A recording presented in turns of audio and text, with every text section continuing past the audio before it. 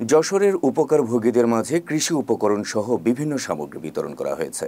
রোববার সদর উপজেলা পরিষদ মিলনায়তনে উপজেলা প্রশাসনের উন্নয়ন তহবিলের অর্থায়নে এসব সামগ্রী বিতরণ করা হয়। সদর উপজেলা নির্বাহী অফিসার শারমিন আক্তারের সভাপতিত্বে ও সমাজসেবা অফিসার আশিকুজ্জামানের সঞ্চালনায় এতে প্রধান অতিথি হিসেবে উপস্থিত ছিলেন যশোর জেলা প্রশাসক আজহারুল ইসলাম।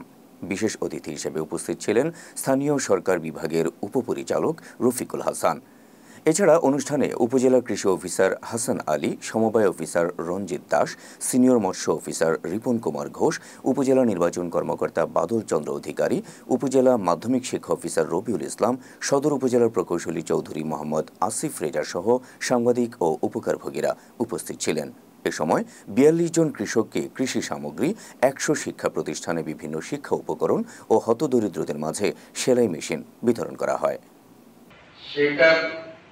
ধীরে ধীরে গড়ে উঠতে আমাদের সময় লেগেছে দীর্ঘ সময়, প্রায় ৫৩ বছর ৫৪ বছর। তারপরে তো আমরা দাঁড়াতে পারিনি। মাঝখান থেকে দীর্ঘ ১৫ বছর ১৭ বছরে এইটাকে তলে তলে ভিতরে ভিতরে একদম উই পোকার মতো সব কেটে কুটে চুরমার করে দেওয়া হয়েছে। এইটা যদি আমরা নির্মাণ করতে চাই তাহলে আমাদের একসাথে কাজ করতে হবে। যতটুকু সম্পদ আছে এই সম্পদের সঠিক ব্যবহার করতে হবে। যারা ব্যবসায়ী আছেন তারা সঠিকভাবে ব্যবসা করবেন। আমরা যারা সরকারি কর্মচারী আছি আমরা আমাদের অর্পিত দায়িত্ব যথাযথভাবে পালন করব।